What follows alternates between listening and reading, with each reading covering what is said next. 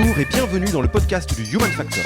Je m'appelle Alexis Eve et tous les mercredis, je vais à la rencontre des startups les plus véloces pour rentrer en détail dans les bonnes pratiques RH qui leur permettent de faire du facteur humain un levier de croissance plutôt qu'un risque. Mais aussi d'être un peu le rôle de garde-fou, selon moi, de certaines choses auxquelles les founders vont pas forcément être toujours sensibles.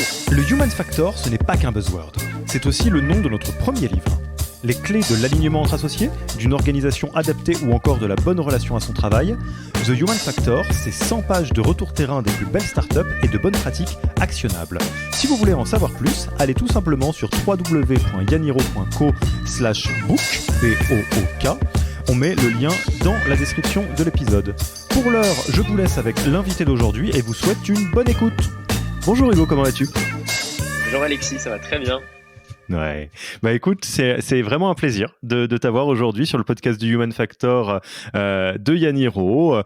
Comme souvent, hein, vous connaissez pas les coulisses, mais on s'est un peu couru après pour essayer de trouver le bon créneau, la bonne manière de faire, se dire bon alors quand est-ce qu'on le fait, est-ce qu'on va y arriver, et on y est arrivé. Et on se faisait la réflexion juste avant, hein, pour ne rien vous cacher, de se dire est-ce qu'on peut pas voir ces épisodes de podcast comme des breaks? Parce que Hugo, forcément, il a plein de choses à faire. Puis moi aussi, hein, j'ai des choses dans la journée. Et puis en tout cas, moi, j'essaye à chaque fois de voir ça comme des breaks. Donc, si tu le veux bien, Hugo, aujourd'hui, c'est pause café commune qu'on enregistre pour le plaisir de nos auditeurs et auditrices. Ça te va ? Très content. Merci pour l'invitation et très content de cette pause café qui sera peut-être écoutée, j'espère. Et ouais, hâte de commencer ça. Bah écoute, Hugo, je vais te laisser commencer par te présenter en quelques mots, à la fois qui tu es, ce que tu fais chez Partout, ce que fait Partout, et puis peut-être un peu plus, vu que t'attaques un nouveau chapitre et que donc t'as fait pas mal de choses avant, dans la même veine, on va dire. Ouais, avec plaisir. Je suis Hugo, ça fait maintenant 12 ans que je travaille dans les ressources humaines et j'ai commencé dans les grands groupes. J'ai commencé chez L'Oréal, chez LVMH, où j'ai passé 8 ans en tout, des expériences passionnantes. Et en 2017, j'ai eu envie de m'intéresser à l'univers des startups et des scale-up, découvrir, j'en entendais pas mal parler. J'étais très curieux de voir cette agilité, cette rapidité dans laquelle on pouvait évoluer et faire bouger les choses. Et donc, j'ai été le premier RH chez Cheers, qui est une startup dans l'impression de photos via web et via mobile, où j'ai passé 4 ans, où j'ai eu la chance et la joie de construire la fonction RH, de construire une équipe et d'accompagner la croissance dans une étape de 15 à 55 millions de CA et de 40 à 160 personnes. Et j'ai eu envie de voir l'étape d'après, de voir qu'est-ce que ça fait le scaling à une échelle encore différente. Et j'ai rejoint Partout il y a maintenant 2 mois. C'est très récent tout ça, en tant que Chief People Officer. Là, chez Partout, on est 300 et on a l'ambition de recruter beaucoup, de grandir beaucoup et d'atteindre, entre autres, 1000 à 1200 collaborateurs d'ici 3 ans. Donc, il y a une ambition très forte. Est-ce que je te raconte en 2 mots ce que fait Partout ? Bah ouais, bien sûr, vas-y. Ouais. C'est pas forcément connu du grand public et pourtant c'est très utile. En fait, on accompagne à la fois les grandes enseignes mais aussi les petits commerçants dans la gestion de leur visibilité en ligne et on fait en sorte qu'ils puissent se rapprocher de leurs clients au quotidien. Donc bien sûr, c'est de la logique Drive to Store et ça passe par plein de briques, plein d'outils de visibilité en ligne sur des outils comme Google My Business, TripAdvisor et maintenant Facebook, Instagram, etc. Et dessus, on gère bien sûr les horaires d'ouverture, on va gérer la réception des avis, des messages, faire en sorte que les gens laissent des avis.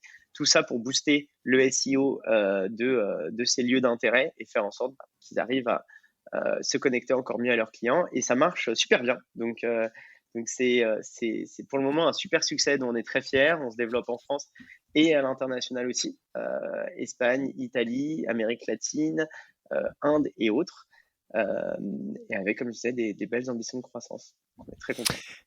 Et donc, on va parler de croissance, hein. On va largement parler de croissance, d'hypercroissance. On a une petite série en ce moment, hein. Je pense aux derniers épisodes qui sont sortis. Je pense on fasse un petit coucou à Sarah de Conto qui nous a parlé de comment on conserve la culture dans une phase de forte croissance. Je fasse un petit coucou à Mathilde de Sunday App sur, qui eux sont passés de 1 à 400 personnes en une année. Donc, alors, je sais pas si toutes les boîtes ont des poussées de dragster comme Sunday App qui va aussi vite en une année, mais toujours est-il que la structuration de l'hypercroissance à tous les niveaux, c'est un sujet pour pas mal de startups. Ça va avec le modèle tech, de grandir de manière très très très rapide. Là, aujourd'hui, on va centrer la question de l'hypercroissance sur la structuration côté people, ou plus généralement, quand on est head of people, chief people officer, responsable RH, DRH d'une boîte qui est en hypercroissance, sur quoi est-ce qu'on doit mettre son attention, sur quoi est-ce qu'on doit mettre son poids de corps, comment on s'assure que l'entreprise, on peut le dire comme ça, peut-être tient la route en hypercroissance, parce qu'une telle vitesse, le mieux qu'on puisse espérer, c'est de tenir la route. Comment tu le décrirais, toi, le sujet qu'on va avoir aujourd'hui? C'est quoi le contexte réel que tu as déjà vécu ou que tu vis là d'une boîte en hypercroissance? La raison pour laquelle j'ai voulu aborder ce sujet-là, comme tu disais dans ton podcast, il y a plein de belles boîtes qui ont déjà parlé d'hypercroissance, mais je voulais quand même en remettre une couche et en reparler parce que l'expérience de Head of People, de DRH, on l'appelle comme on veut, dans cette phase d'hypercroissance, c'est aussi une phase de focus. C'est pour ça que je voulais parler, je t'avais parlé des M6, des 6 maxi priorités, parce qu'en fait, c'est très simple, je trouve, dans notre fonction de se défocus extrêmement rapidement au moment d'hypercroissance parce qu'on est extrêmement sollicité en tant que RH. Il y a des tonnes de sujets qu'on peut aborder et des tonnes de sujets qui font envie. Et c'est aussi de savoir choisir un petit peu ses combats et de choisir ses points d'équilibre. Donc, c'est la raison pour laquelle je voulais aborder ça, c'est ça, c'est que essayer de partager ce retour d'expérience, mais aussi parce que en faire un peu mon propre médicament, parce qu'on n'est jamais complètement immunisé là-dessus et il faut toujours, je pense, en tant que RH, s'éduquer à c'est quoi ce qui va avoir le maximum d'impact, c'est quoi là où je suis attendu et c'est là où sur quoi je peux faire une différence dans cette étape d'hypercroissance où les choses bougent très fort.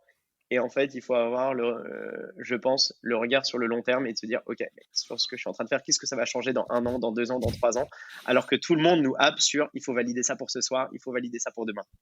Si tout va bien, tu réécouteras ce podcast dans 4 mois en disant alors ouais, c'est ça que je dois faire et ça, puis ça, puis ça. Donc effectivement, on va parler des M6, les 6 maxi priorités du Head of People dans une entreprise en hypercroissance. Alors on va pas faire un cours, j'allais dire, universitaire sur l'hypercroissance, mais je pense que pour se faciliter un peu, je me diras ce que tu en penses, on peut parler d'hypercroissance à partir du moment où les effectifs augmentent de 50% ou de 100% par an, enfin c'est-à-dire quasiment on double par an ou approximativement.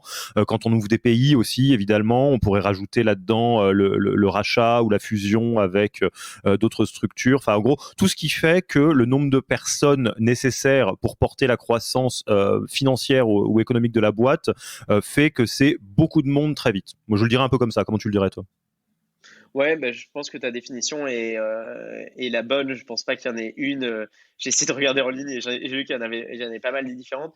Moi, une des choses qui me semble importante dans l'hypercroissance, c'est il y a tellement de nouvelles personnes qui vont arriver que tu vas avoir un mix de générations au sein de ta boîte et très rapidement, les nouveaux vont être plus nombreux que tes anciens et la définition de tes anciens va changer. Donc, c'est comment tu prépares ta boîte à ce changement de génération. Et c'est un peu comme ça que je le verrais. Et effectivement, du coup, ça se définit souvent par des doublements d'effectifs. En tout cas, chez Partout, l'expérience que je commence à avoir, c'est celle-là, c'est d'une boîte qui grandit en termes d'effectifs de 90-100% par an. Ok, et ben let's go. Les 6 maxi priorités du Head of People dans une entreprise en hypercroissance. Je te laisse commencer par la première. Déjà, est-ce qu'il y a un ordre ou bien c'est juste six phares à garder dans le brouillard, hein? Alors, il y a dans les M6, il y a une priorité et il y a la première chose, la M1. On n'est pas dans un ordre chronologique, mais on est dans un ordre, je pense, en tout cas de priorité là-dessus et j'y tiens. C'est structurer son équipe RH. Et je vais partager, c'est assez personnel, mais c'est vrai que moi, en commençant dans la fonction RH, je me suis, je pense, mis dans une situation où j'avais l'impression d'être un centre de coût. Je me suis dit, je suis une fonction, parce qu'on nous le répète aussi parfois, notamment dans des environnements peut-être plus grands groupes, on est un centre de coût, on est une fonction support, etc. Tous ces termes-là, qui sont pas forcément négatifs, mais qui peuvent faire penser que il faut, on est une fonction de rationalité et du coup, on doit se l'appliquer beaucoup à soi-même. Pourquoi je parle de ça? C'est que j'ai évolué beaucoup au début de ma carrière dans des structures où les équipes RH étaient toujours très peu staffées. Euh, et devait en faire beaucoup. Et c'est vrai que moi, j'ai été éduqué aussi à ça, à dire, OK, ben, faut pas recruter, faut Faut être essayer un de tout couteau faire suisse. soi-même, faut être un couteau suisse, faut tout faire soi-même, et c'est une super école. Et c'est un truc que je regrette absolument pas, j'ai appris beaucoup. Néanmoins, ça peut avoir un challenge, c'est que la qualité de service peut baisser parce qu'on n'investit pas assez dans sa propre fonction. Je parle en termes de people, je parle en termes d'outils, et je parle en termes de s'autoriser aussi à sortir de l'opérationnel pour monter sur des sujets plus stratégiques, se mettre à la table des dirigeants, des managers, participer à certaines instances importantes. Et donc, ouais, Non, non, mais j'allais te poser la mon question. premier point, Je pense que tu vas poser la question. Tu vas poser la réponse juste après. Donc vas-y, déroule, ouais, hein, je t'en prie. ouais, mon premier point, du coup, c'est ça, c'est structurer son équipe RH et structurer aussi son stack RH pour bien s'outiller. Et je me rappelle une anecdote quand je suis arrivé chez Cheers au début. Je connaissais encore très peu l'univers des startups. Je me suis dit, OK, bon, bah, je vais tout faire moi-même. Je me suis dit, bon, je vais prendre une stagiaire, qui était incroyable d'ailleurs, et on va se débrouiller, et je vais montrer comme ça que j'arrive à me débrouiller tout seul. Et très rapidement, en fait, mes fondateurs m'ont dit, mais t'as l'air sous l'eau, on t'attend sur des sujets et tu n'y es pas encore, pourquoi tu recrutes pas? Et je me suis dit, mais en fait, ouais, pourquoi je recrute pas? Il y avait des sous, il y avait un besoin, et moi, on me faisait confiance. Et maintenant, j'en parle en souriant, mais je le dis aussi pour des personnes qui commencent dans l'univers startup et qui viendraient d'autres univers qui peuvent être très vigilants sur la dépense, sur l'investissement RH, que je pense que c'est ultra important dans un contexte d'hypercroissance de tout de suite bien se s'outiller et se structurer. Et il y a quelque chose que je répète très souvent à mon équipe, notamment en ce moment, mon équipe recrutement, parce qu'on recherche des talent acquisition comme tout le monde. Petit appel, si vous êtes talent acquisition, appelez-moi ou contactez-moi. Mais on recherche beaucoup, et en fait, parfois on se dit, ouais, mais on a les équipes, il faut on délivre leur poste aussi. Et là, j'ai dit, c'est comme dans l'avion, on dit toujours, il faut mettre le masque pour respirer sur soi avant d'aider les autres. Et ça, c'est un petit peu le truc que j'applique du coup à mon équipe de recrutement, de leur dire, d'abord, on cherche des recruteurs et des recruteuses, et ensuite, on peut délivrer pour les autres équipes. Et c'est un peu pareil pour un head of people. Sois sûr que tu es dans des bonnes conditions. Et pour le faire, c'est tout de suite, même quand tu es le premier, que tu es arrivé et que vous êtes 30, 40 collaborateurs, se dire quelle est la structure dont j'ai besoin maintenant et quelle est la structure à venir ensuite. Ça, pour moi, c'est la première priorité. Tu viens de dire quelque chose qui est hyper important, mais je vais le souligner 2, 3, 4, 10 fois. Tu parles des sous. Il y a un truc qu'il faut jamais oublier, c'est que, sauf cas extrêmement particulier que je n'ai absolument pas en tête, qui dit hypercroissance dit financement. L'hypercroissance, ça se fait pas à coup de rentabilité ou à coup j'allais dire, de chiffre d'affaires organique, à part pour de très très rares boîtes. En tout cas, je connais pas. Ça fait plutôt des croissances linéaires, les croissances absurdes, hockeystiques. Ça se fait à coup de série A, de série B, de série C, etc. Et qui dit financement dit modéliser le financement et brûler le cash qu'il faut pour soutenir la charge niveau people. T'as raison, c'est plus tout à fait l'heure d'être frugal. C'est l'heure de comprendre où est-ce qu'on veut aller et qu'est-ce qu'il faut pour y aller, quoi. Absolument, absolument. Après, il peut y avoir des cas spécifiques pour des boîtes autofinancées partiellement ou complètement, même parfois. Mais même dans ce cas-là, ce qui est un peu le cas de partout d'ailleurs, hein, qui est en grande partie autofinancé, mais même, ça n'empêche. Même Oui, mais dans ce cas de figure-là, je te rejoins. Je vais dire autrement. Ouais. Si on double de taille de personnes par an, c'est qu'on a les reins financièrement pour soutenir ça la plupart du temps. Exactement. Et là-dessus, je te rejoins complètement. Et j'ai changé du coup avec Sarah la dernière fois qu'on déjeunait ensemble, Sarah de chez Conto, et on se parlait justement des pourcentages d'équipes, d'effectifs RH qu'il faut qu'il y ait dans une scale-up. Et justement, on se parlait et on se disait que ça se situe entre 4 et 6%, ce qui est une mesure qui est bien sûr qui dépend de ton business model, qui dépend de type du profil que tu dois recruter, etc., etc.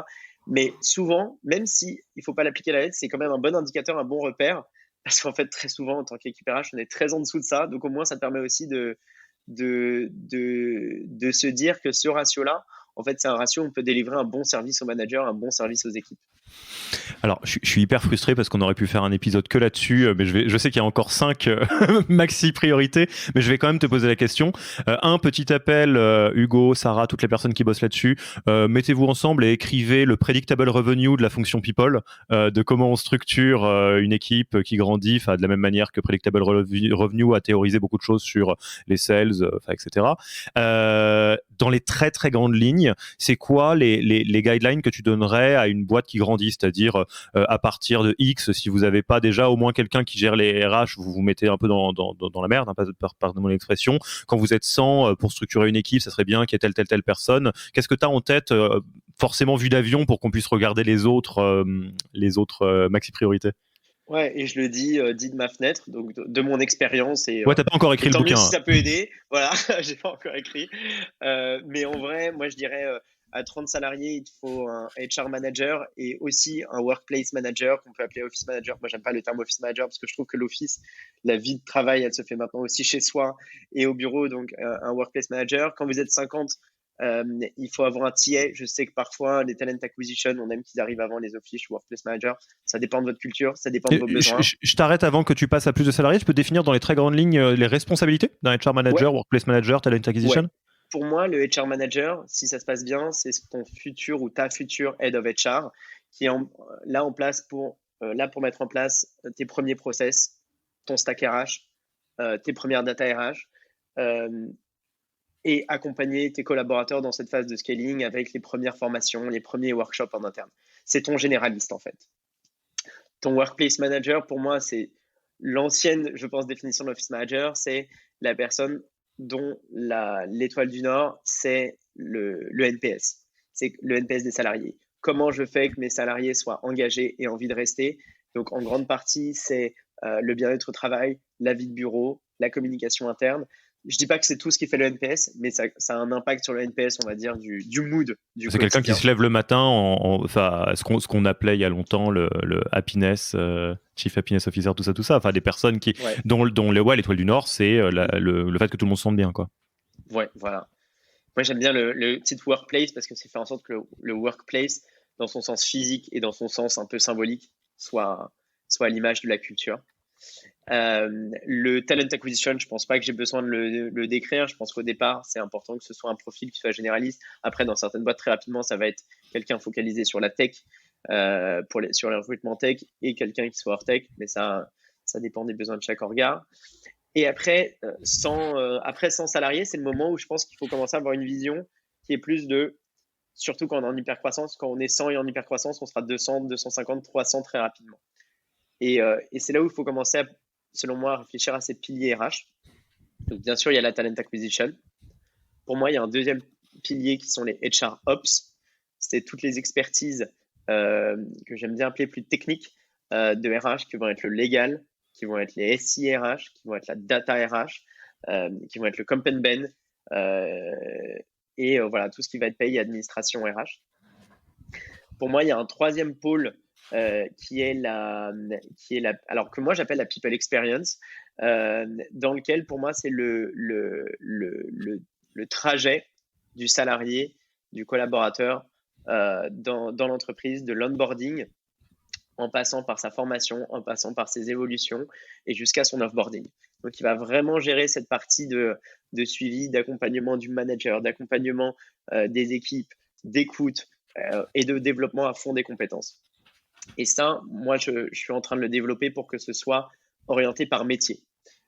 Pour aussi avoir, c'est ce qu'on appelait avant et peut-être encore maintenant, les HR business partners qui connaissent super bien le métier, qui sont intégrés dans les équipes.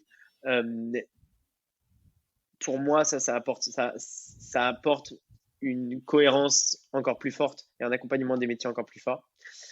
Et le quatrième pôle, alors il peut être spécifique un petit peu à ce que je vis chez Partout, que nous on appelle impact et culture. Selon les boîtes, la dimension, et ça encore, ça pourrait être un autre podcast, mais la dimension RSE, elle est ou pas dans l'équipe People. Moi, c'était super important pour moi avec la définition que Partout a des engagements RSE et impact, que ce soit dans l'équipe People, parce que en fait, on le fait pour nous. On le fait pour nous en tant qu'organisation, on le fait pour nous en tant qu'être humain. on le fait pas pour de la com, on le fait pas pour nos clients, on le fait vraiment pour nous. Donc, c'était ultra intéressant pour moi que ce soit logé dans ma team. Et donc, en fait, dans ce pôle impact et culture, tu vas avoir par exemple chez nous c'est une femme, donc la workplace manager, et la personne aussi qui gère tout ce qui va être impact sociétal, environnemental, les sujets de diversité, les sujets de solidarité qui sont très importants chez Partout. Donc voilà les 4 pôles que moi j'ai mis en place. Après, à chacun de les adapter selon les besoins de leur gars et selon ce qu'englobe le scope RH. Et le People Growth, People Dev, tu le mets dans quel pôle? Dans People Experience. People Experience, ok, c'est Ouais. ça, ça rentre là-dedans. Exactement. Qui va peut-être être qui va être une équipe qui va se spécialiser aussi avec des expertises avec le temps. Mais pour moi, c'était important qu'elle soit cohérente et splittée plutôt par métier des équipes, je veux dire. Ok, donc maxi priorité numéro 1, on structure son équipe RH au même niveau que le niveau de croissance de la boîte. Je vais peut-être pas me faire que des copains et des copines sur les founders, mais on se rappelle qu'on a un peu de sous à brûler quand même quand on est en train de grandir et qu'on peut plutôt les allouer plutôt que de les brûler à cette partie-là, parce que bon, on le sait, People Growth equal Startup Growth. À un moment donné, faut que ça suive.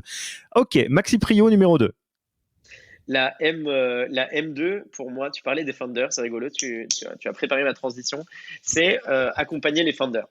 Les fondateurs et fondatrices de ces startups, de ces scale-up-là.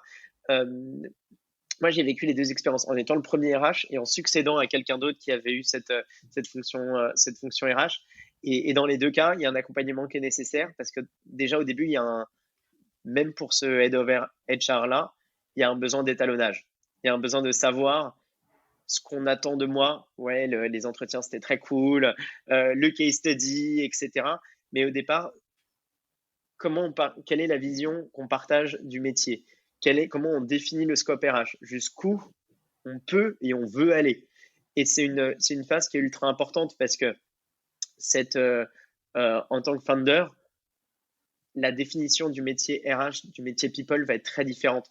Certains vont avoir une vision qui vont être peut-être sur des fonctions très administratives, d'autres avec du recrutement, et d'autres où ça va être extrêmement élargi jusqu'à aller à des notions d'impact, même parfois de gestion d'orgas au global et de gestion de synergie, etc.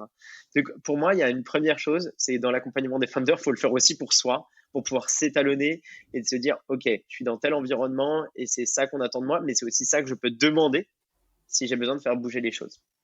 Donc concrètement, je vais le rendre un peu romancé, mais c'est prendre le temps de se poser avec les founders en disant, on sait que c'est ça qu'on va faire d'un point de vue croissance, j'allais dire chart. C'est quoi l'intention qu'on a d'un point de vue people at large pour la suite, quoi? C'est ça? Ouais. Très concrètement, moi, c'était de montrer un peu ma roadmap à 12 mois.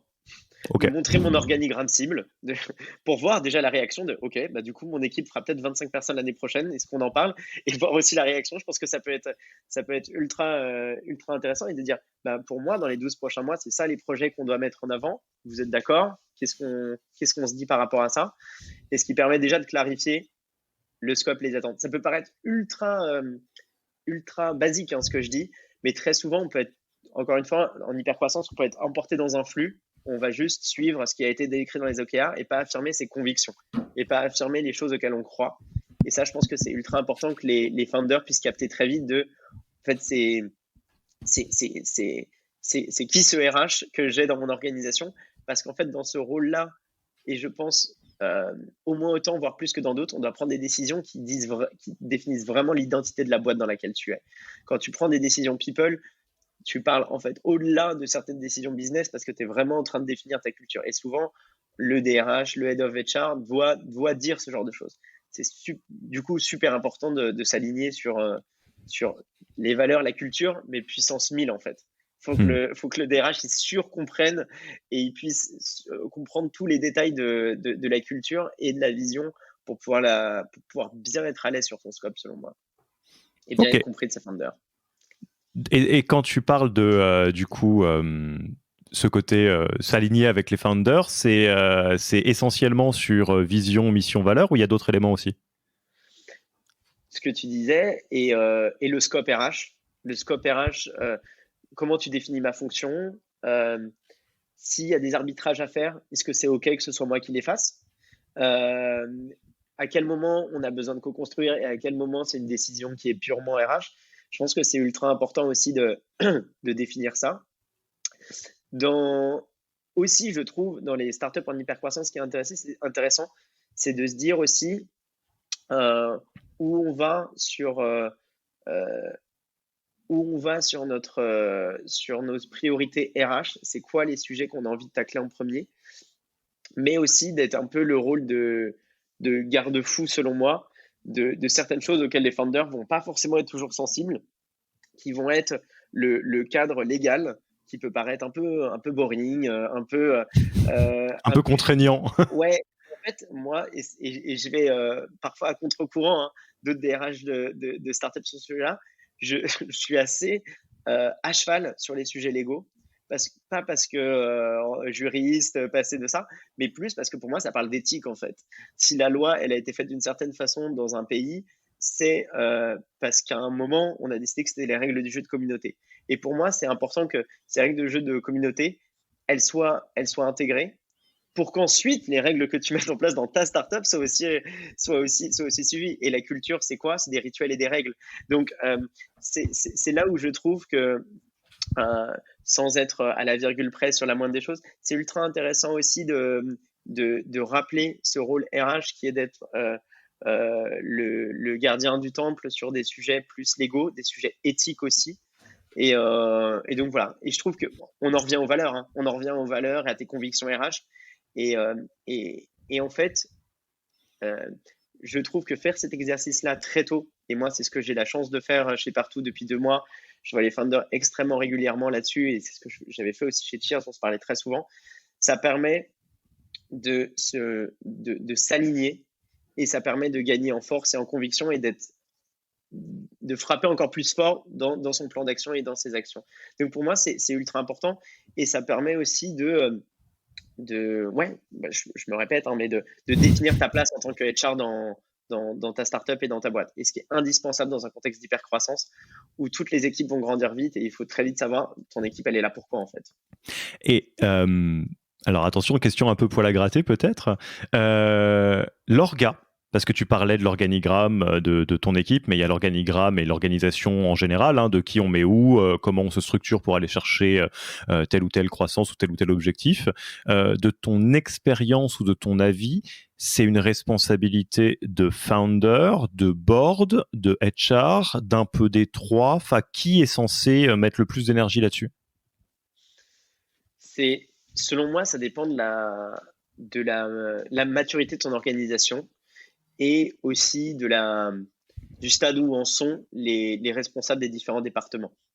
C'est vrai que dans une startup plus early stage, dans les débuts, souvent, ça va être les founders qui vont orienter les décisions d'organisation assez clairement. À partir du moment où tu commences à avoir un COMEX, un board, je l'appelle comme tu veux, avec des personnes qui sont experts de leur métier et qui sont en plus des très bons leaders, des très bons managers, ils peuvent avoir des insights qui sont très forts. Donc, je trouve qu'à un moment, c'est très logique aussi qu'il y ait un balancier qui se tourne vers des C-level et qui décide et qu'ils aient des orientations sur comment ils voient leurs équipes. Après, je trouve que les founders et le head of people, le chief people, à ce moment-là, ont toujours un rôle très important de conseiller et de challenger ces décisions-là. Et pour le coup, encore une fois, dans le métier RH, pour moi, la plus grosse valeur ajoutée du métier RH, c'est ses convictions. Et c'est de savoir challenger, c'est de savoir interroger, un peu avec des techniques du coach. C'est pas de dire, ah tiens, c'est ça la solution. Bien sûr, c'est très cool de faire des benchmarks d'organisation où tu dis, ah, j'ai comparé avec telle startup, telle startup. Ça, c'est cool. C'est une dimension technique qu'on peut apporter. Là, on a de la valeur ajoutée, c'est de dire, mais cette organisation, pourquoi tu la mets en place? Est-ce que tu la mets en place pour des gens ou est-ce que tu la mets en place parce que tu penses que ça va te permettre d'atteindre mieux tes objectifs? Comment tu la vois évoluer dans 6 mois? Comment tu la vois évoluer dans un an? Et ça, c'est un peu l'enjeu en startup, notamment dans les débuts. On met en place une organisation parce qu'elle marche maintenant, mais il faut être conscient de est-ce qu'on sera capable de la refaire bouger dans 6 mois, dans 12 mois, est-ce que ça se passera bien quand on la fera bouger? Donc, c'est ça pour moi le rôle des RH et le balancier à avoir entre top manager, RH et founder. Ok, très clair. Donc on passe du temps avec les founders, on joue son rôle de HR pour accompagner l'hypercroissance directement avec les founders et on les aide. Maxi Prio numéro 3, mon cher Hugo. Ouais, la maxi prio, on se parlait des managers, c'est on est sur une cohérence de sujet en sujet qui est cool, c'est bien. C'est incroyable. C'est un métier. C'est un métier. Quel duo. Exactement. Sur, le M3 pour moi, c'est le développement des managers. Parce que ce que j'ai pu observer, c'est qu'en startup, on va promouvoir des personnes en interne aussi assez rapidement. Et c'est aussi pour ça qu'on va en expérience, on va dans une startup, c'est pour avoir l'opportunité d'évoluer rapidement, de participer à quelque chose qui grandit très vite. Donc, tu as pas mal de managers qui vont être des contributeurs individuels et quand ils ont prouvé, je l'espère, des qualités humaines, des qualités de leadership, des qualités d'empathie, etc., vont pouvoir, et de coaching, vont pouvoir aller à un step managérial. Ça, déjà, dans ce premier cas de figure, ça arrive extrêmement fréquemment. Et pourtant, les managers sont assez peu outillés. On se dit, ils ont ces soft skills, ils ont ces qualités, donc ça va être inné.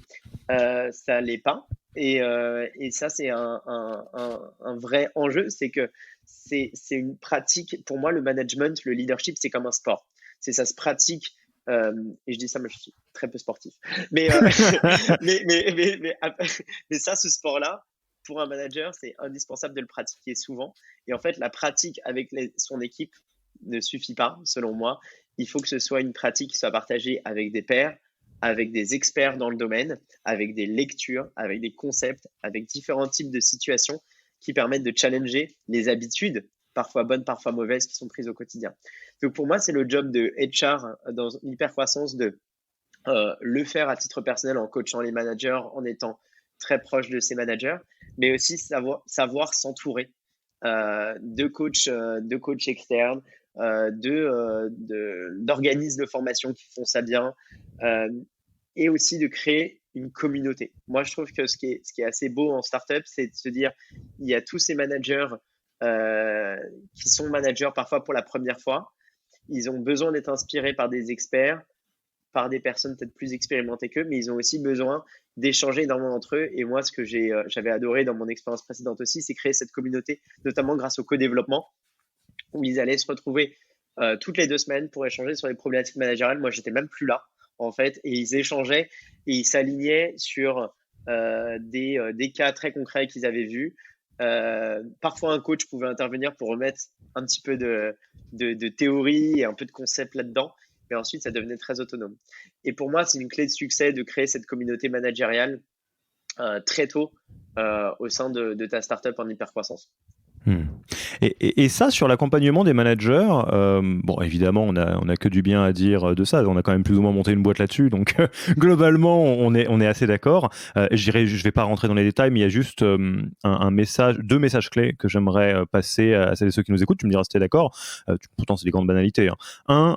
Ôtez-vous de la tête que le management ou le leadership, c'est un truc qui est un don du ciel et on l'a ou on l'a pas, etc. C'est un peu plus compliqué que ça. C'est une discipline. En fait, c'est un skill set assez complexe de pas mal de choses qui sont assez antinaturelles en réalité. Je pense au feedback, je pense à des choses comme ça. Et deux, il n'y a pas un seul type de très bon leadership. Il y a des modes qu'on imagine très bien. On voit le loup de Wall Street ou des gens qui haranguent les foules, très extravertis. En réalité, il y en a qui sont peut-être beaucoup plus discrets, mais tout aussi fonctionnels. Voilà, typiquement, on parlait de formation, de coaching, enfin tout un tas d'outils qui peuvent, ou surtout de partage entre pairs. Tu as tout à fait raison.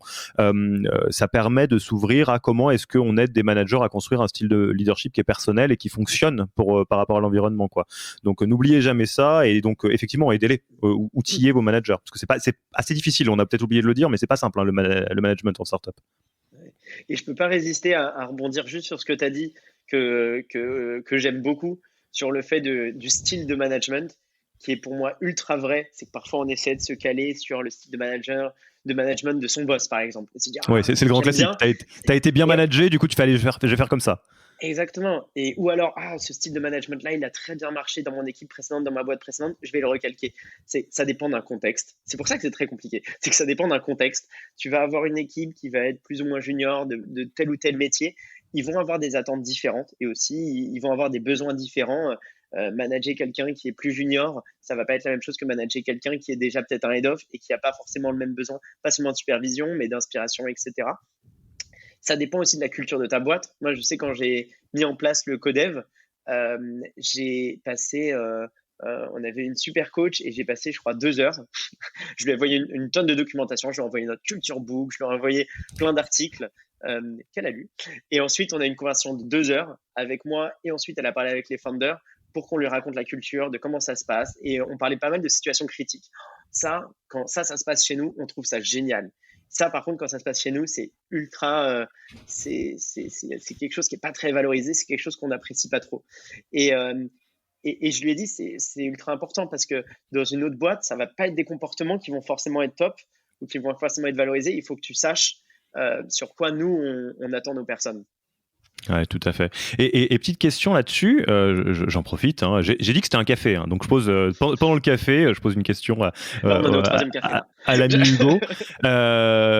Qu'est-ce que tu penses, parce que là c'est un peu vu de ta fenêtre, sur ces trucs-là, de interne versus externe, mise en place d'académies internes, tout internaliser, ou au contraire éviter l'entre-soi. Moi, je t'avoue que je suis très curieux de savoir c'est quoi les pros and cons de chaque côté. Ouais. Comme souvent dans mes réponses, je vais te dire les deux. Ouais, bien sûr. Je vais te dire les deux parce que je trouve que le fait de le faire que en externe, je comprends quand on est en hyper-croissance et qu'on a très peu de temps, ça peut être un vrai confort. Néanmoins, ça peut. Il y a des expertises de management qui peuvent exister en interne. Il y a des belles expériences et notamment pour créer des communautés, pour s'aligner d'un point de vue culture, où je trouve que c'est intéressant de remettre de l'interne, que ce soit par du co-développement, que ce soit par des ateliers animés par des RH ou même par d'autres managers ou par les founders. Et euh, c'est ce que j'ai fait et c'est ce que je compte faire aussi, c'est de mixer les deux, en fait. C'est que tu te fais une académie, et ça vaut pour tous les sujets d'ailleurs, pas seulement le management, mais tu te fais une académie où tu essaies de prendre le meilleur de pratiques externes, où tu fais venir des intervenants, et en même temps tu mixes avec des expériences ultra spécifiques à ta boîte, où là on est vraiment dans l'intimité de notre culture et de la façon dont on fait les choses. Donc vraiment, réponse, les deux, quoi. Je vous renvoie à l'excellent épisode qu'on avait enregistré avec Aircall sur comment on construit une académie interne. C'était un vrai bonheur. Et mon avis d'externe, forcément, mais c'est que même si vous faites appel à des externes, je réagis sur ce que tu disais par rapport à la coach qui vous accompagnait chez Cheers. Exiger de travailler main dans la main comme des partenaires et que la personne s'intéresse profondément à votre culture parce que il y a que comme ça que ça peut marcher. Les cultures des startups en hypercroissance sont tellement importantes et tellement puissantes qu'effectivement, on peut pas faire l'économie de savoir c'est quoi un manager partout, c'est quoi ce qui est valorisé, ce qui est pas valorisé, ce qui fit avec la culture. Donc, n'hésitez pas à aller un tout petit peu exiger pas mal de choses des externes. Je pense que c'est une bonne pratique, pour être tout à fait honnête. Maxi Je Prio suis numéro... Ouais. complètement d'accord. Maxi Prio numéro 4, Hugo. La 4, alors on a parlé des managers, maintenant pour moi c'est important de parler des salariés aussi. Ouais, Je j'ai me pas réussi disais, à faire une c'est. transition là. Pas de souci. Sur les M6, c'est un peu pour moi les. Alors c'est pas 6 boussoles, c'est une boussole, mais un peu à 6 directions. Donc, je sais pas la tête qui a cette boussole, mais vous m'avez compris. L'idée de la quatrième, c'est de se rappeler que dans cette période, l'organisme de la startup en hyper-croissance, c'est un organisme qui évolue très vite. Et forcément, alors je ne suis pas un expert de la nature, de la faune et de la flore, mais on se doute qu'un organisme qui bouge très vite, c'est aussi une sorte de traumatisme. Tous les organismes dans la nature qui grandissent très vite, c'est un traumatisme. Et c'est pour ça que la culture est aussi importante, pour refaire la boucle là-dessus. On peut repenser Mais aux c'est crises de aussi croissance d'un adolescent. exactement. Voilà, j'avais en tête aussi la figure de l'adolescent et dans tout ce que ça peut avoir de dérèglement et de choc que ça peut créer. Bah, en fait, une startup pour moi, c'est un petit peu la même expérience. Tu arrives dans une boîte où il y avait 30 personnes et un an après, il y en a 200, 300. Tu étais dans un bureau ou dans un open space où tu voyais tout le monde en face et maintenant, on est sur 5, 6 étages. Euh, avais peu de règles et maintenant il y a des règles qui sont obligées d'être mises en place. Il y a beaucoup de choses. Avant, il y avait qu'un seul niveau de management et maintenant il y en a quatre. Enfin, il y a beaucoup de choses qui se développent et souvent en fait, on peut avoir le biais de se dire l'excitation de l'hypercroissance et la glu de la culture fait que tout va bien se passer. Mais pour moi, même ça, ce n'est pas encore suffisant. Et c'est pour ça que l'écoute des salariés, c'est pour moi la quatrième priorité. Et, et de le faire de manière à la fois micro et macro. Il y a dans la façon micro, c'est comment tu te mets en disponibilité. Alors, je me l'étais noté, donc celle-là, je la garde, c'est la fameuse phrase qui se dit de moins en moins. Et ça, je trouve que c'est très cool ma porte est toujours ouverte. Déjà, dans les startups, généralement, il n'y a pas de porte. Enfin, il n'y a pas tout le monde est dans un open space, donc moi, il Ou n'y a en pas de sujet là. remote. Mais je sais que moi, c'est quelque chose que j'avais mis en place, que j'avais plus le temps de continuer, mais que je compte remettre en place là en arrivant chez Partout, c'est de se mettre des moments de disponibilité. Je sais que des founders font beaucoup ça, des moments de disponibilité pour les équipes, mais vraiment de les banaliser, que ce soit très clair, que ce soit connu de tous, que ça puisse être très discret de le faire aussi. Et ces moments de café RH en one-to-one peuvent être ultra importants. Et souvent, en fait, on ne les met pas parce qu'on se dit oh, mais si tout le monde le fait, mais ça va être de la folie. Sauf que tout le monde ne le fait pas et que généralement, c'est toujours bien sizé. Les personnes qui vont venir te voir à ce moment-là vont vraiment avoir un sujet en particulier dont ils veulent te parler et ça va t'enrichir toi en tant qu'RH et ça va te permettre de nourrir ton plan d'action. Donc ça, c'est de la façon micro de le voir, pour moi, ultra important. Je dis ultra important très souvent, mais c'est pour ça que c'est mes M6, hein, c'est que c'est vraiment des priorités selon moi. Et l'aspect et l'aspect plus macro, c'est de l'accompagner aussi par de la data, c'est de l'accompagner par des indicateurs. Moi, je suis assez fanat des NPS, du NPS global, c'est-à-dire du niveau d'engagement et de recommandation que les personnes auraient par rapport à ta société, et des NPS thématiques. Moi, j'aime aussi beaucoup poser la question sur à quel point es-tu satisfait de notre stratégie de formation, de la politique de rémunération, de notre politique remote, et de pouvoir interroger sur tous ces points-là pour avoir une météo qui soit vraiment globale. Et ça, mon conseil, c'est n'attendez surtout pas. Les indicateurs comme ça, à partir de 50 personnes, je trouve qu'ils commencent à être valables. Ça commence à faire de la data qui est utilisable. Et surtout, derrière, vous avez des verbatims qui sont ceux de personnes qui, quand ils sont anonymes, vont être des choses qui ne vont pas forcément remonter dans vos cafés RH, qui ne vont pas forcément remonter dans vos Hollands pendant les foires aux questions. Donc, ultra important pour moi d'avoir ces deux niveaux de lecture. Donc ça concrètement c'est quoi? C'est mettre en place un outil d'internal NPS comme Supermood ou Office Vibe. Exactement. Et à côté faire des typeforms quand tu fais un truc nouveau du genre nouvelle nouvelle stratégie de REM, la formation que vous avez suivie, enfin traquer un peu précisément à chaque fois quoi. C'est à peu près ça? Ouais, sauf que moi je mets tout dans le même outil. En vrai, oui, effectivement. Je me prends pas trop la tête là-dessus et je mets tout dans le même outil. T'as Office Vibe, t'as Supermood, t'as Lipsum comme tu disais qui font ça très bien. Et aussi s'il y a une possibilité, et ça je le dis plus peut-être pour des scale-up qui sont déjà dans une phase où ils sont plus de 200, 300, de s'en servir aussi comme un outil de whistleblowing. De lancement d'alerte. Merci parce que bah oui, trouve on les en est tous là. et c'est pas bien. Je m'entraîne moi, c'est pour ça que j'ai des réponses. Moi, je me soigne pas encore à ça, mais je devrais. Mais sur le lancer d'alerte, toi tu le traduis comment? Ouais, le lanceur d'alerte, un whistleblower. Le lanceur d'alerte, qui est un phénomène qui est assez courant, je crois, dans les boîtes américaines et un peu moins courant, il me semble, en Europe, mais qui me semble important à un moment où la boîte grandit. Parce que ce que j'ai pu observer, c'est qu'un comportement toxique peut impacter beaucoup plus que sa proportion dans ton effectif global et que le fait qu'il remonte très rapidement te permettra de soigner ce mot-là très rapidement avant que ça devienne un trait culturel. Parce qu'un comportement comme ça qui est observé, qui n'est pas forcément, alors je dis toxique, mais ça peut être juste un comportement aussi qui pourrait être juste néfaste en fait par rapport à la culture, doit être quelque chose qui doit être adressé assez rapidement pour pouvoir mettre en place une formation, un correctif pour se dire on veut surtout pas que ça rentre dans la culture. Parce que c'est ces micro-comportements qui peuvent être négatifs qui peuvent ensuite créer des grands fleuves. Et je fais juste deux mots là-dessus parce qu'on va, je vous gâche pas la surprise, mais on va avoir un épisode qui est spécifiquement sur ce genre de sujet. Quand on va faire un tour côté vraiment juridico-légal sur les cas de harcèlement sexuel, moraux, enfin en gros des vraies grosses problématiques ou voilà, beaucoup de burn-out, des choses comme ça dans les startups. Globalement, il y a deux grands cas de figure. Il y a soit un ou une manager archi-toxique, soit parce qu'elle n'est pas bien formée, soit parce que la personne est vraiment problématique pour plein de raisons. Et l'autre cas de figure, c'est des cas qui sont des dérivés de l'hypercroissance. Qui sont entre guillemets la faute à personne, mais le mouvement antinaturel qui peut faire mal, comme tu disais, de l'hypercroissance, fait craquer un peu le navire à gauche à droite et ça peut se manifester de cette manière-là. Donc gardez ça en tête. Vous dites pas, bah non, nous on est une boîte de gentils. C'est pas la question de gentil de méchant, c'est que ça arrive quoi. Absolument.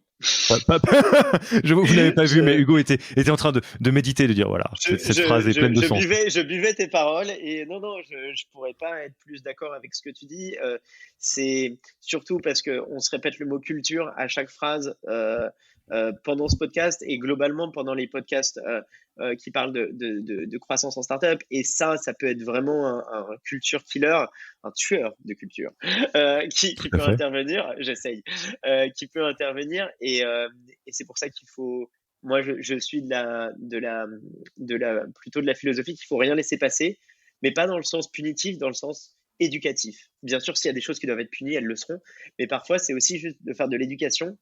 Et parfois en startup, effectivement, parce qu'il y a quand même beaucoup de personnes, la plupart des personnes très bienveillantes et qui ont envie de bien faire. Et souvent, j'entends dire oh, mais elle est comme ça, il est comme ça, mais finalement, c'est pas très grave. Et moi, je sais que je suis assez hardcore de non, mais quand même. Non, mais quand même, on va lui faire un feedback. Non, mais quand même, on va faire une communication dessus. Non, mais quand même, on va faire une formation parce que ces micro-comportements peuvent devenir des maxi-comportements si plusieurs personnes les observent et qu'on voit qu'il n'y a pas de réaction. Ça veut dire que c'est OK. Ouais, non, tout à fait, tout à fait. C'est la bonne vieille règle de sur une boîte qui grandit vite, laissez pas passer quelque chose que vous voulez pas voir multiplié par 10 dans les prochains mois parce que c'est probablement ce qui va se passer si on fait pas gaffe, quoi. C'est malheureusement un peu l'effet. Maxi Prio numéro 5, mon cher Hugo. La cinquième, on arrive au bout, on arrive bientôt au bout. La cinquième est plus technique et je l'aime beaucoup aussi. C'est créer de la documentation.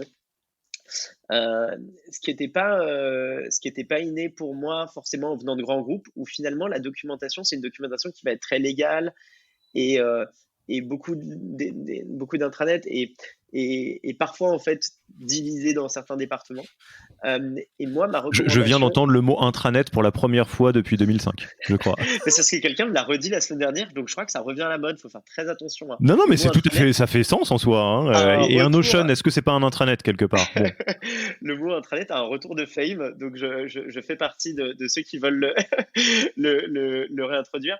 Mais le Notion, nous, on est en train justement de tester des plateformes telles que Notion pour notre documentation. Oui, pardon, j'ai bougé un peu vite, mais c'est de ça dont tu parlais, plus ou moins. C'est de ça dont je parlais. C'est d'avoir une base de documentation dans laquelle tu puisses avoir de l'info statique et de l'info évolutive en même temps. Et en fait, Marocco, c'est dès les débuts, que vous soyez même juste 20, que vous soyez juste 30, mettez à l'écrit vos règles. Parce qu'en fait, plus tard on attend pour mettre les règles, parce que la documentation, c'est souvent des règles, ça va être de la connaissance, mais voilà, ça va être des rituels à mettre en place, ça va être du savoir-faire. Et en fait, plus tôt on le met en place, plus tôt on crée une dynamique qui éduque les gens à documenter les choses par écrit. Et plus vite, ensuite, ça scale. Parce qu'on peut se dire, on le fait trop tôt, mais on va devoir le changer 3 fois. Mais en fait, updater quelque chose, en termes de documentation, hein, pas surtout, mais en termes de documentation, c'est quand même plus simple que de devoir repartir d'une page blanche à chaque fois, surtout qu'on a souvent dans la culture française parfois la peur de la page blanche. Là, le fait de construire une documentation très tôt est super important. Mais surtout, moi, la raison de la documentation, c'est pas forcément le fait de vouloir que tout soit écrit, même si c'est très important, je trouve, c'est que pour moi, ça dit plusieurs choses sur votre orga. Quand il y a de la documentation, c'est déjà qu'il y a de la transparence. C'est que les règles sont partagées, elles sont visibles de tous. Il n'y a pas, il y a pas un secret, un mystère autour de ça. Ce que j'aime bien aussi dans la documentation, c'est le fait que les règles soient écrites, ça entend qu'elles soient les mêmes pour tous. Si elles sont différentes pour tous, c'est écrit aussi. Et si c'est écrit, bah forcément, c'est aussi expliqué. Et on comprend. Et du coup, il y a une cohérence dans la prise de décision. Et, euh, et ça, pour moi, c'est des vertus qui sont ultra importantes parce qu'elles viennent nourrir, moi, ce qui sont ma base de conviction RH, que sont la justice, l'équité. C'est que pour moi, déjà, on fait un super bon taf en tant qu'RH quand les gens ont l'impression d'être dans une boîte juste, où ils sont traités euh, de manière à la juste valeur et de manière, en tout cas, cohérente avec les autres personnes de la boîte. Et ça, c'est un truc sur lequel j'insiste beaucoup. Et moi, je sais que je motivais beaucoup mes équipes RH et aussi les autres équipes à créer de la documentation. C'est pour toutes ces vertus-là. Et en plus, bien sûr, avec les 2 années qu'on vient d'avoir de confinement, de crise Covid, de devoir travailler en asynchrone, c'est encore plus une vertu parce que ça permet de pouvoir avoir accès à de l'information et de se documenter facilement beaucoup plus simplement. Et enfin, c'est une vertu aussi qui est super importante, c'est d'optimiser le temps RH. Moi, je le dis souvent, le temps que j'adore, c'est être en train de coacher mes équipes, être en train de conseiller les managers, être en train de mettre en place de nouveaux projets. Et c'est pas forcément le temps à réexpliquer pour la 18e fois le process de revue salariale ou le process de revue de la performance. Le challenger, oui, mais le réexpliquer 18 fois à 18 personnes différentes, c'est pas forcément, je pense, la meilleure utilisation de notre temps. Et pareil pour la lecture d'un bulletin de salaire, qui sont des données ultra importantes à avoir pour le salarié, mais qui ont complètement leur place dans un article. Ah bah écoute, ça me fait très plaisir d'entendre ça parce que chez Yaniro, c'est un sujet qui nous commence à nous intéresser. Hein. On commence à onboarder plus de personnes et donc on commence à mettre en place ou en tout cas réfléchir à comment on centralise de l'information, potentiellement sur un Notion, etc.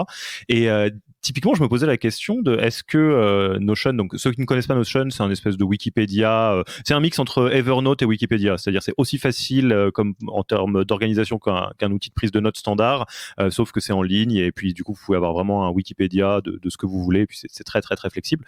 Mais c'est la star pour ce genre de use case, ou bien il y a d'autres outils que tu as repérés? Alors, chez Cheers, on utilisait Confluence, qui est de la suite Atlassian en fait, pour une raison, c'est que ça fait partie d'une suite que les développeurs, que l'équipe tech au global utilise beaucoup, qui est toute la suite Jira, etc. Donc ça, il y avait des belles intégrations. Notion est forcément une référence au sein des startups et des scale-up. Après, nous, chez Partout, on a commencé par Wiki, qui est dans une approche un peu qui est assez simple et qui allait bien. Aujourd'hui, on se pose effectivement la question d'avoir un autre type d'outil. Donc, on parle de Notion, mais il y a aussi, il me semble, il y a un nouvel outil qui s'appelle Helium. Il y a d'autres outils. Alors, il y a des Confluences. Il y a pas mal de choses qui existent. Donc, c'est notre knowledge manager qui fait un super travail en ce moment d'essayer de voir les meilleures solutions. Après, ça dépend de où est-ce qu'on met le curseur en termes de UX et de simplicité d'utilisation, aussi de gestion des droits et de gestion des accès, qui dans une structure qui grandit peut être un point ultra sensible aussi, parce que si on dit qu'on a vraiment envie que ça devienne une plateforme de partage, bah, typiquement si on écrit un projet d'anticipation avec le COMEX, on a vraiment peut-être envie que ça commence, qu'on partage juste entre nous le draft avant de le partager à tout le monde, donc être sûr que les accès soient bien partagés, etc. Et enfin aussi de pouvoir voir l'interactivité que ça peut avoir via des commentaires, via des likes, etc. Donc, je ne saurais pas dire lequel est le mieux, mais en tout cas, je pense que c'est les critères à observer quand on veut choisir une plateforme. Ok. Bah, Notion, Wiki, Confluence, Helium, il y a de quoi aller regarder. Voilà. C'est laquelle la M6, la vraie M6, la Maxi Prio numéro 6? La M6, j'espère que j'ai le droit de dire ce genre de copyright. Je pense que ça va. La M6, c'est... tout à l'heure, tu parlais justement de l'hypercroissance en disant elle est alimentée par quoi? Elle est alimentée souvent par des levées de fonds et en tout cas de l'élargissement du financement de la boîte pour permettre plus d'invest. Et Et aussi, l'hypercroissance, elle peut être aussi nourrie par des acquisitions. Et ça, c'est aussi une stratégie qui nous intéresse beaucoup, notamment chez Partout. Je l'avais vu chez Cheers dans le cadre de l'intégration d'un laboratoire photo au sein de notre activité. Et chez Partout, c'est un sujet d'actualité qui nous intéresse beaucoup parce qu'on est une solution qui peut être extrêmement vaste. On a envie d'accompagner nos clients sur l'intégralité de l'accompagnement des clients de leurs clients pour qu'ils viennent sur le point de vente, sur le lieu d'intérêt. Donc, on se pose aussi la question d'acquérir des boîtes qui ont des expertises complémentaires aux nôtres. C'est quelque chose qui nous intéresse.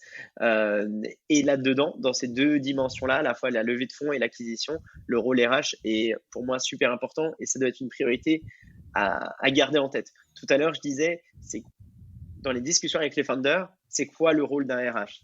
Et je trouve que c'est ultra important que le RH prenne toute sa place dans cette dimension-là, à la fois d'un point de vue technique, mais aussi d'un point de vue plus culturel. Déjà, pour dire sur l'aspect technique, qu'est-ce que j'entends par là? C'est que bien préparer une levée, bien préparer une acquisition, c'est aussi être très solide sur ses fondamentaux. Est-ce que j'arrive à avoir un suivi de ma masse salariale déjà, moi, au sein de ma boîte qui est précis? Mon SIRH est-il assez solide? Me permet-il de vraiment suivre mes effectifs et ma masse salariale en continu avec une marge d'erreur extrêmement faible? D'un point de vue légal, est-ce que j'ai mon stack et ma suite légale qui sont complètement clean pour pouvoir ensuite faire cet exercice auprès de boîtes qu'on aimerait acquérir et aussi pour pouvoir avoir le deck le plus solide en phase de moments comme de levée de fonds. Donc ça, j'ai envie de dire, c'est plutôt le socle assez technique pour accompagner ces phases-là. Ça pourrait être un épisode et je serais peut-être pas forcément la personne la plus à même de le mener, donc je laisserai peut-être cette main-là à quelqu'un d'autre. C'est un escroc, Hugo. Il se positionne pour toute une ribambelle d'épisodes sponsorisés partout, peut-être. Un truc de fou. Avec plaisir.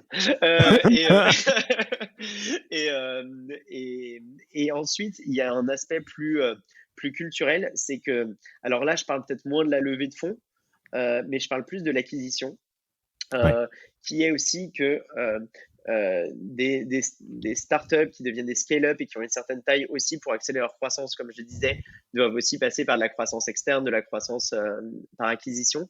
Et c'est un moment qui est ultra clé d'un point de vue culturel de pouvoir définir c'est quoi le modèle d'acquisition qu'on veut.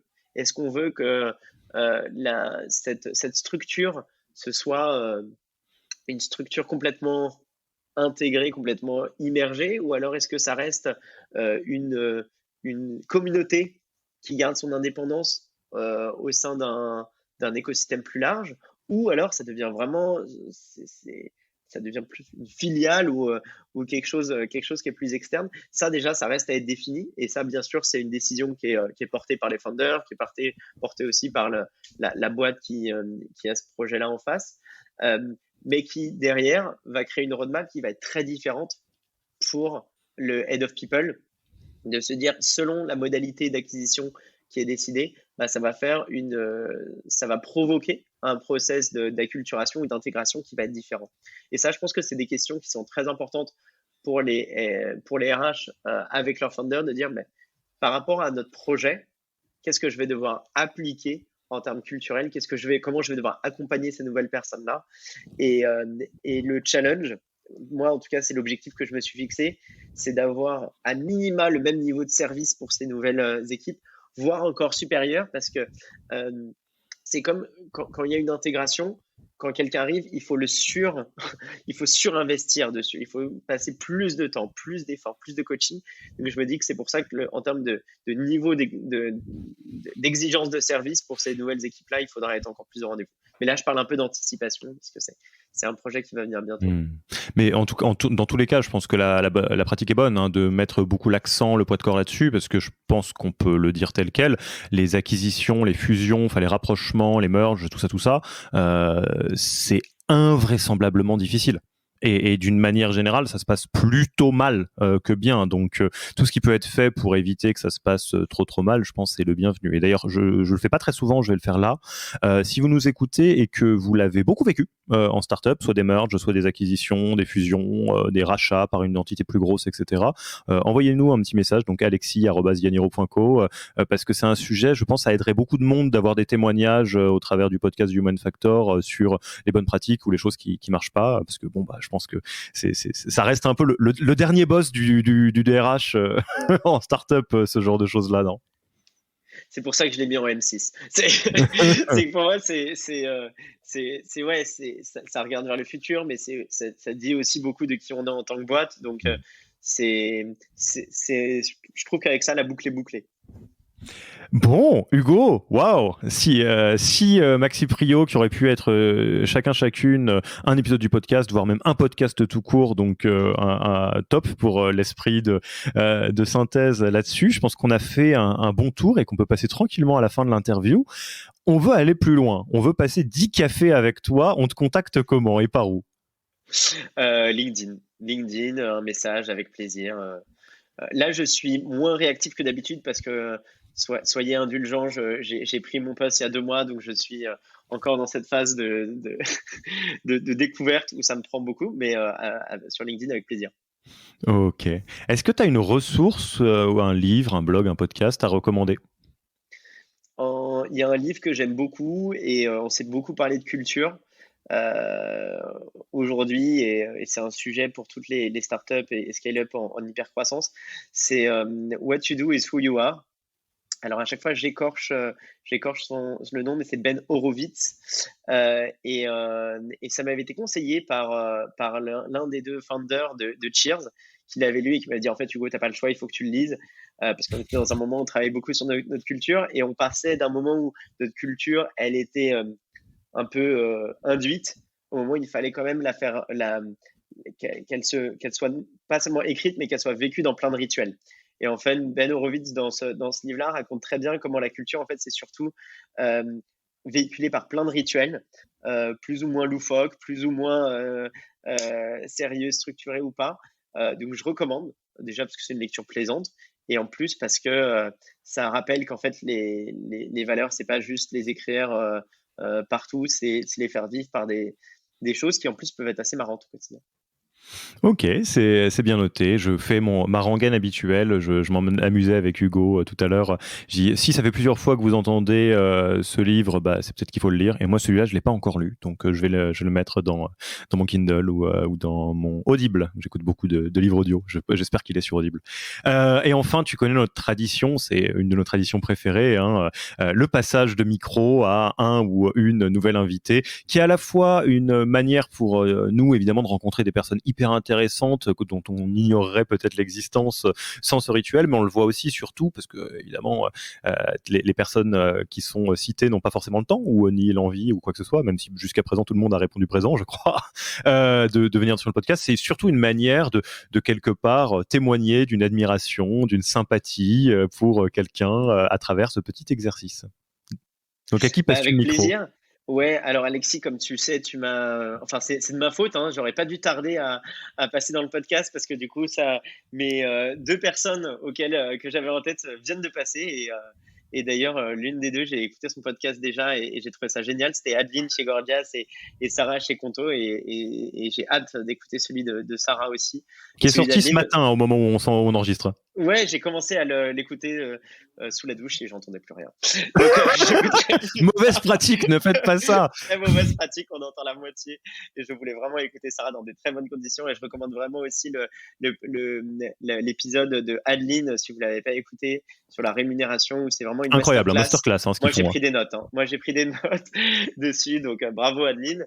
Et non, je voulais parler d'une personne que j'ai rencontrée l'année dernière, qui m'a beaucoup inspiré, qui est la Chief People Officer d'Open Classroom, qui est Fernanda Alonso-Gautret, que j'ai eu la chance de rencontrer. Et pourquoi? Parce que j'ai adoré ses convictions. Je parlais de convictions RH et j'ai trouvé des convictions RH très fortes, très humanistes et très en lien avec le projet d'Open Classroom. On a parlé pas mal de sa vision sur l'employabilité des salariés, qui est à la fois une mission business d'Open Classroom et à la fois quelque chose qu'elle veut porter. Donc, je sais que moi, je serais ravi d'écouter un épisode d'1 heure où elle en parle. Voilà. Et moi donc, Fernanda, si tu as le temps, si tu as l'envie, tu es la bienvenue. Et dans tous les cas, au moment de penser à quelqu'un qui n'est pas encore passé dans ce podcast, Hugo, pense en premier à toi. Voilà. Bon, Hugo, un grand merci. Je ressors un tout petit peu frustré par l'envie d'approfondir sur absolument tous les sujets, mais on aura peut-être l'occasion dans quelques temps de faire un épisode anniversaire ou que sais-je encore. On est quasiment à 50 épisodes maintenant, donc on pourra peut-être envisager que sont-ils devenus. Allez, je tease un peu. Normalement, d'ici l'épisode 70, on devrait avoir le retour de quelqu'un qui est connu comme le loup blanc dans l'écosystème RH, qui est déjà passé. Le retour de Virgile. Je ne dis rien. Désolé, je t'ai spoilé. Mais... le retour du loup blanc. Mais en tous les cas, je te remercie encore une nouvelle fois beaucoup pour ton temps. Et puis moi, il me reste plus qu'à te dire à la prochaine, du coup. Pour l'invitation, Alexis. Merci d'avoir écouté cet épisode. S'il vous a plu et que vous ne voulez rater aucun nouvel épisode, abonnez-vous à la newsletter en allant sur le site www.yaniro.co. Et